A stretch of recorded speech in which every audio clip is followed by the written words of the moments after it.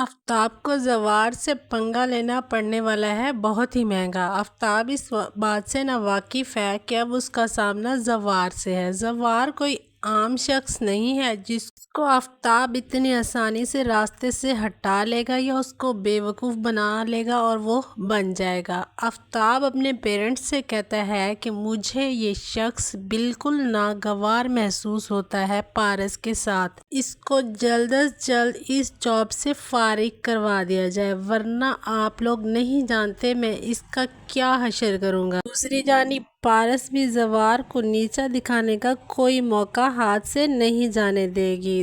جب زوار اور پارس شاپنگ کرنے کے لیے جائیں گے تو وہاں پر پارس زوار سے کہتی ہے کہ تم نے تو آج تک ایسے برانڈز کو دیکھا تک نہیں ہوگا۔ پر زوار جواب دے گا کہ مضبوط شخصیت کے لوگ ایسی چیزوں سے متاثر نہیں ہوتے، وہ جو کچھ بھی پہن لے وہ خاص ہو جاتا ہے۔ پارس کو یہ بات بہت ہی بری لگتی ہے۔ وہ اس کا بدلہ لینے کے لیے زوار سے کہتی ہے کہ چلو اب میرے شاپنگ بیگز اٹھاؤ۔ اس پر زوار جواب دیتا ہے کہ میڈم صاحبہ میں آپ کا باڈی گارڈ ہوں، اگر میں شاپنگ بیگز اٹھاؤں گا تو آپ کی جان کی حفاظت کیسے کروں گا اور آنے والے خطرے کو کیسے جانچوں گا۔ پارس آگے سے کہتی ہے کہ میرے ساتھ بحث کرنے کی کوئی ضرورت نہیں ہے، میں نے جو آرڈرز دیے ہیں اس کو پورا کرو۔ اس کے بعد پارس چیریٹی کرنے کے لیے جاتی ہے اور زوار کو بھی اپنے ساتھ لے کر جاتی ہے۔ وہاں جا کر غریبوں میں پیسے اور سامان تقسیم کرتی ہے اور واپس اپنی پھپھو کے گھر آ جاتی ہے۔ جیسے ہی پھپھو کے گھر آتے ہیں تو وہاں ان کا سامنا آفتاب سے ہوتا ہے اور آفتاب کے تو ہوش ہی اڑ جاتے ہیں جب وہ زوار کو پارس کے ساتھ دیکھتا ہے۔ پھوپھی جان پارس کو دیکھ کر بہت خوش ہو جاتی ہے اور اس کو گلے لگاتی ہے، لیکن آفتاب سے یہ بات ہضم نہیں ہو رہی ہوتی کہ پارس کے ساتھ زوار ہے۔ وہ پوچھتا ہے کہ یہ کون ہے اور یہ یہاں پر کیا کر رہا ہے۔ اس پر پارس کہتی ہے کہ یہ میرا باڈی گارڈ ہے، بابا نے ہائر کیا ہے اور یہ ہر وقت میرے ساتھ ہی رہے گا۔ اس پر آفتاب کہے گا کہ اس کو جلد از جلد فارغ کرواؤ ورنہ میں اس کو جان سے مار دوں گا۔ دوسری جانب بذات زوار سے بہت زیادہ متاثر ہوتا ہے اور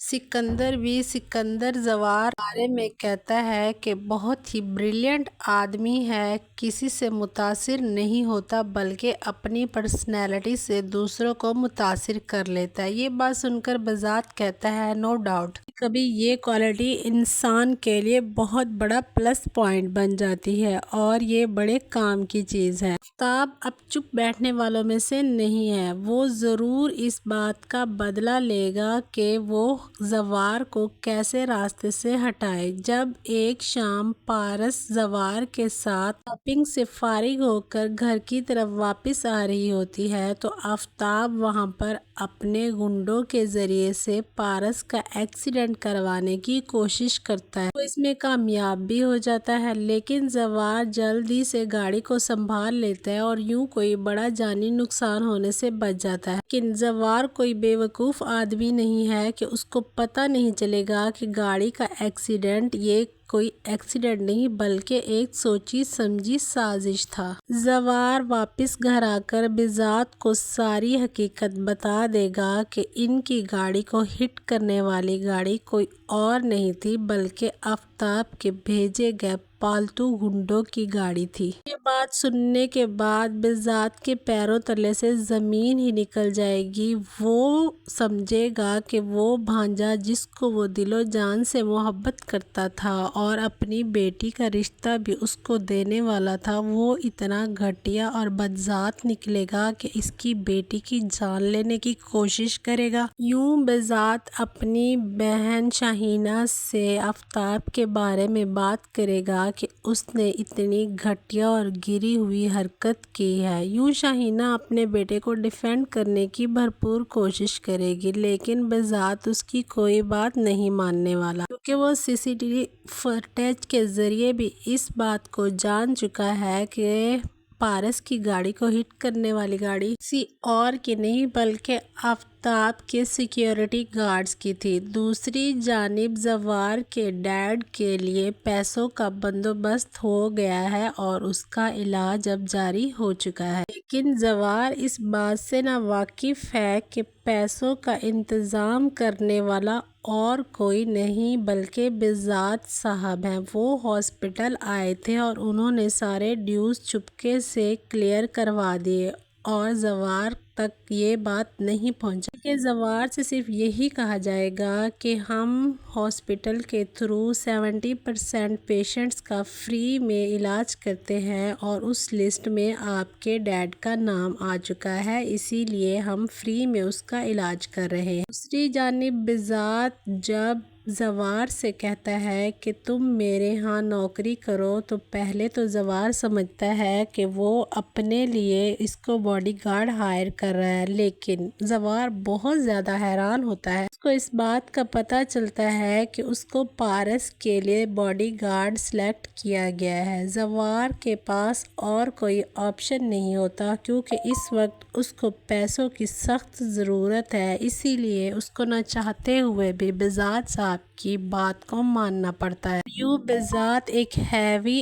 अमाउंट चेक पर लिख कर जवार को देता है एज अ एडवांस और वो पैसे लेकर बहुत ज़्यादा खुश हो जाता है और नौकरी के लिए एग्री हो जाता है, क्योंकि इस वक्त जवार को पैसे की सख्त ज़रूरत है अपने बाप के इलाज करवाने के लिए। दूसरी जानिब आफताब अब विलन का किरदार अदा करेगा, क्योंकि जब वो नाकाम हो जाएगा पारस के दिल में अपनी जगह बनाने के लिए और जवार को इस ड्यूटी से हटवाने के लिए, तो वो अब वहाब के साथ हाथ मिलाने वाला है। वहाब के थ्रू जवार को नुकसान पहुंचाने वाला है, क्योंकि वहाब का दुश्मन भी जवार है और ताब का दुश्मन भी जवार है। और दूसरा ये कि जवार और पारस में जब नज़दीकियाँ बढ़ने लगेगी तो ये बात भी काबिल कबूल नहीं होगी वहाब आफताब के लिए। वो हर मुमकिन कोशिश करने वाले हैं कि वो किस तरह से जवार को रास्ते से हटाए। दूसरी जानिब जवार की मंगेतर रेशमा भी सिटी में आ जाएगी अपनी खाला के पास रहने के लिए और वो पारस के बारे में जान जाएगी कि जवार पारस के बॉडीगार्ड की नौकरी करता है। उसके दिल में भी अब एक नया वहम जन्म लेने वाला है। तो जी हाँ नाजरीन, ये है इस ड्रामे की आगे की स्टोरी। आपकी इस बारे में क्या राय है? हमें अपनी राय कमेंट सेक्शन में ज़रूर दीजिएगा। अच्छी लगी हो तो लाइक, कमेंट्स और शेयर करना ना भूलिए। मज़ीद ऐसी वीडियोस को देखने के लिए हमारे चैनल को सब्सक्राइब कर लीजिए। For watching the video.